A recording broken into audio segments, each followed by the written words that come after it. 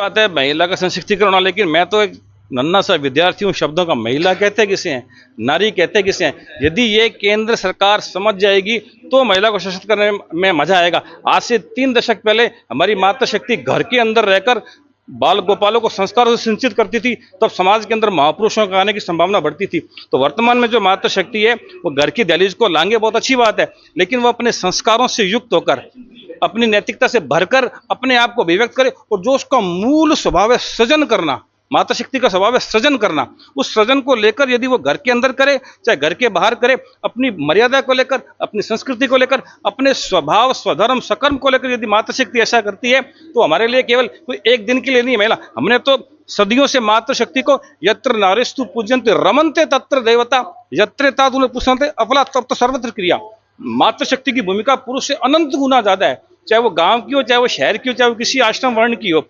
तो उस भारतीय दृष्टि को लेकर यदि केंद्र सरकार, राज्य सरकार, कोई भी सरकार महिला सशक्तिकरण करेगी तो निश्चित रूप से नारी में आज भी इतनी शक्ति है कि वो नर को नारायण बना सकती है। ये तो छोटी सी बात है, धन की बात हो, वो नर को नारायण तक बना सकती है, बशर्ते कि उसको एक मर्यादा में रखा जाए, उसको सुशील बना जाए, उसको सदाचारी बना जाए, और समाज भी ऐसा हो। केवल उसकी बात नहीं है, समाज को भी ऐसा बनना पड़ेगा। यदि सभी समाज के वर्ग तन से, मन से, धन से उसको सहयोग करेंगे तो निश्चित रूप से आज भी हर बाला देवी की प्रतिमा उसके अंदर वो इनहेरेंट है, वो बीज छिपा हुआ है। इस श्रद्धा से लेकर जो केंद्र सरकार प्रयास करेगी तो निश्चित रूप से उनकी चेतना ऋषि की चेतना से, ऋतंभरा प्रज्ञा से जुड़ जाएगी। वो मुख्य लक्ष्य है। भगवान करे ऐसा अति शीघ्र हो। पुनः बहुत बहुत आभार मातृशक्ति को और आप सबको। युवा है, जो युवा है, पहले क्या करते थे, एक्सपोर्ट किया जाता था। आज तो जितने भी है जो सेल्फ एम्प्लॉयड है उनको एक्सपोर्ट कर रहे हैं सारे, चाहे वो ये ऑर्गेनिक फार्मिंग जितने भी चीज या कोई भी ऐसे एजुकेशनल फील्ड क्या कहना चाहिए?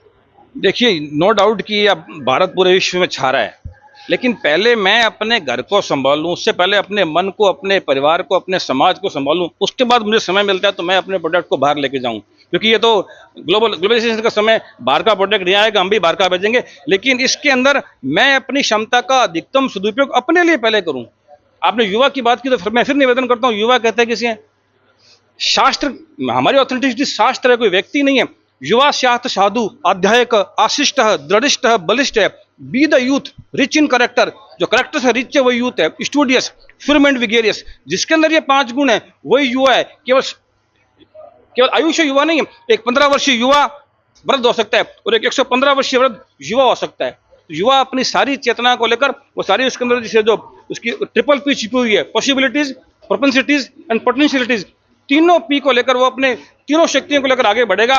तो वो जो राम के सपनों का भारत है, जो कृष्ण के सपनों का भारत है, जो महापुरुषों के सपनों का भारत है, या जो हमारे माननीय प्रधानमंत्री जी हैं उनके सपनों का भारत है, जो मातृशक्ति के सपनों का भारत है, जहां सर्वे भवन्तु सुखिनः, सभी सुखी हों, सर्वे सन्तु निरामया, सभी स्वस्थ हों और किसी को भी किसी भी तरह का रोग नहीं हो, वो सब उस लक्ष्य की तरफ बढ़ पाए। इस श्रद्धा भावना को लेकर यदि हमारी युवा शक्ति और मातृशक्ति एक होकर आगे बढ़ेगी तो काल के पार चली जाएगी, काल में रहते हुए अकाल को, महाकाल को स्पर्श करेगी। भगवान ऐसा करे, हम सबको मिलकर तन से, मन से, धन से, जीवन से डूबना पड़ेगा, इस धरती को अपने पसीने से भिगोना पड़ेगा, तभी हम अपनी प्रतिभा को पूरे विश्व को दिखा सकते हैं। विश्व गुरु आज भी भारत है, कल भी था, हमेशा भारत रह सकते हैं। हमको जुड़ना पड़ेगा अपने मूल से, अपने वेदों से, अपने महापुरुषों से, अपने आप से। यदि हम ऐसा कर पाए तो निश्चित रूप से आज भी हम सोने का हाथी हैं, चिड़िया नहीं है, आज भी हम सोने का हाथी हैं। हमको अपनी क्षमता को पहचानना होगा, थपकी देने की आवश्यकता है युवा को। वो बबलिंग ऑफ एनर्जी है, इतना उसके अंदर पोटेंशियल है, उसके अंदर छुपा हुआ बहुत कुछ है। तो एक अंगारा है, ऊपर राख आ गई, राख को हटाने के लिए धैर्य चाहिए। वो धैर्य यदि माता पिता में नहीं है, गुरुजनों में नहीं है, समाज में नहीं है, तो वो डिप्रेशन में जा सकता है, नशे में जा सकता है, सुसाइड कर सकता है। आज वो कर रहा है क्योंकि उसकी क्षमता को पहचाना नहीं जा रहा। मैं ईश्वर से प्रार्थना करूंगा, सरकारों से प्रार्थना करूंगा, संतों से भी प्रार्थना करूंगा कि वो युवा चेतना को स्पर्श करें और उसके अंदर एक चिर युवा बैठा है, उसको यदि हमने स्पर्श कर लिया तो जितनी भी समस्याएं व्यक्ति की, परिवार की, समाज की, राष्ट्र की, पर्यावरण की, विश्व की, सारी समस्याओं का सुपर साइंटिफिक, सुपर स्पिरिचुअल समाधान केवल और केवल भारतीय शास्त्रों में, भारतीय ऋतंभरा प्रज्ञा में है। ओम। जो प्रेस ऑडिटोरियम की वजह से ये मेला सफल हो रहा है, इसके मेन सूत्रधार हमारे आनंद जी आचार्य हैं, जो हमारे क्लब मेंबर भी हैं। उन्होंने कहा ऐसा करना है, करें हम 3 दिवसीय एग्जीबिशन लगाएं, जिससे पूरे समाज को एक जगह एकत्रित होने के लिए, सभी को आगे उत्साह करने के लिए, क्लबों को एकत्रित करने के लिए, समाज में सभी को दिखाने के लिए कि क्लब ऐसे भी कार्यक्रम करती है समाज सेवा उत्थान के लिए। तो मैं ये कहना चाहूँगा ऐसे कार्यक्रम होते रहने चाहिए। पर ऐसे जो पत्रकार भाई मेरे साथ आए हैं, इन्होंने मेरे को सहयोग दिया पत्रकारों ने कि आप हमारे साथ आओ। ये हमारा सौभाग्य है रोटरी रॉयल्स का कि पत्रकारों ने हमें उस लायक समझा कि हम इस प्रोग्राम में उनके साथ रह सकते हैं। रोटरी आने वाले वक्त में क्या डिप्लोमेटिक कर सकती है? रोटरी ने समाज सेवा के लिए नए आयाम स्थापित करना चाहती है। जैसे अभी हमारा इमरजेंसी बैंक चल रहा है, continue oxygen concentrator, wheel chair, emergency bed और डी फ्रीज, स्वागत, ये तो चला ही रहे हैं। उसके अलावा हमें भी जो जया किशोरी से हमने जो फंड रेजिंग किया था, उसके लिए भी हम एक बड़ा सोच रहे हैं कि उसको कहाँ कलेक्ट करें।